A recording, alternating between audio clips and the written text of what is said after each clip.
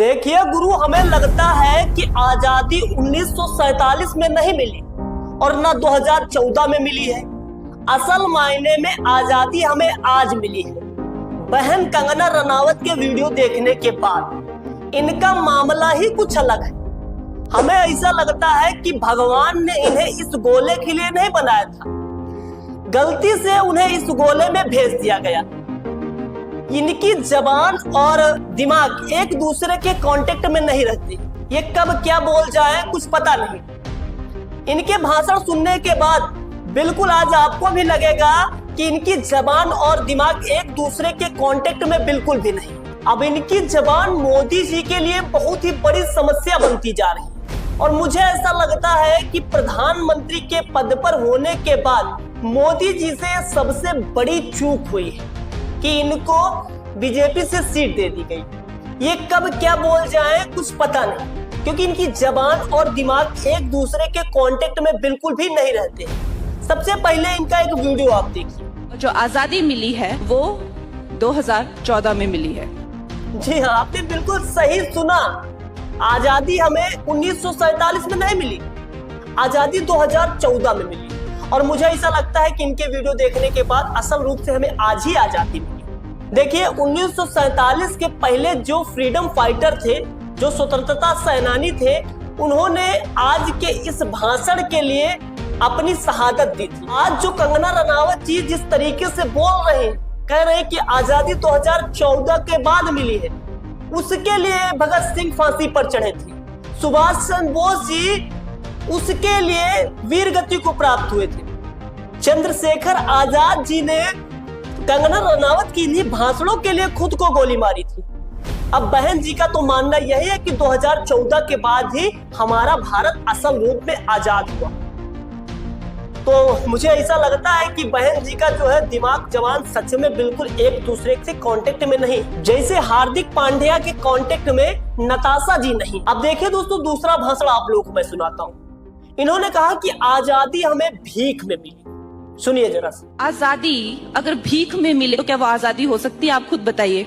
वो आजादी नहीं थी, वो भीख थी।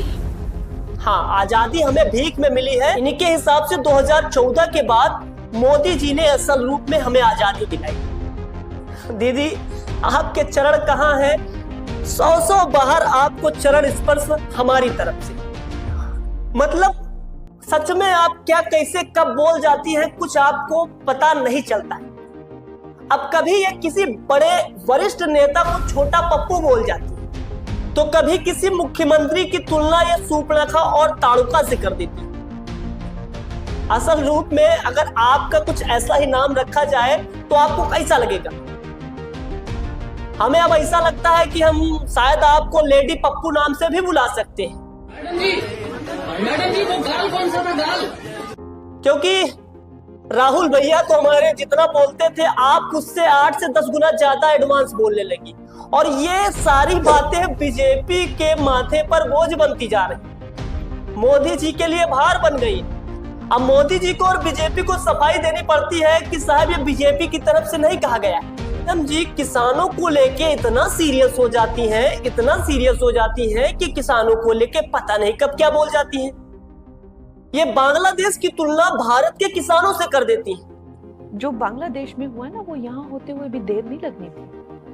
अगर हमारे इतने शीर्ष नेतृत्व जो हमारे इतने सशक्त नहीं होते। यहाँ पे जो फार्मर्स प्रोटेस्ट हुए, वहां पे लाशें लटकी थी, वहां पे रेप हो रहे थे, और जब वो किसानों के हितकारी बिल जो वापस लिए गए तो पूरा देश जो है चौंक गया था, और वो किसान आज भी वहां बैठे। जिस तरीके से बांग्लादेश में हिंदुओं की लाशें टंगी हुई थी, ये कहती है कि ऐसा भारत में भी हो जाता, भारत के किसानों को ये रेपिस्ट बता देती। अब किसान जितने भी हैं वो बहन जी से काफी ज्यादा खफा है, और बहन जी से ही नहीं बल्कि मोदी जी से भी खफा है कि साहब कहां से ऐसे नमूने पकड़ के ले आते हो, ऐसे लोगों को कहां से सीट दे देते हो। और खुद मोदी जी और मोदी जी की पार्टी ने प्रमाण देने पड़ते हैं। देखिए लंबा चौड़ा चिट्ठा मोदी जी ने और बीजेपी ने जारी किया है, उसमें कहा है कि जितनी बातें कंगना रनावत बोल रही है इसमें बीजेपी किसी भी प्रकार से इन्वॉल्व नहीं है। यानी कि इनकी जो लैंग्वेज है, इनकी जो भाषा है, वो बीजेपी के लिए समस्या बनती जा रही है।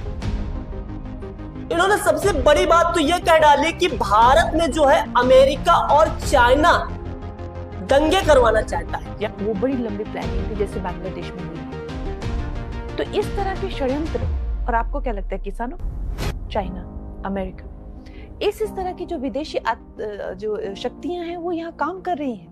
यानी कि अमेरिका और चाइना इस वक्त भारत की गतिविधियों में इंक्लूड है और भारत में भी बांग्लादेश जैसे दंगे हो जाते हैं। इसका मतलब मोदी जी, मुझे ऐसा लगता है कि आप इस वक्त कमजोर प्रधानमंत्री हैं। जब आपके खुद के सांसद, जी हाँ, हमारी बहन कंगना रनावत जी जो कि मंडी से सांसद है, वही ऐसी भाषा बोल जाती है।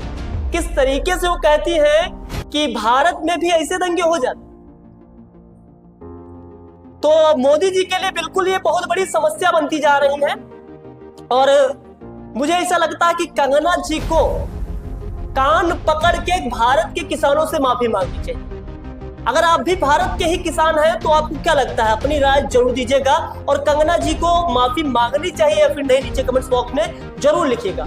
तो चलते हैं, मिलते हैं नेक्स्ट वीडियो में। जय हिंद, जय भारत।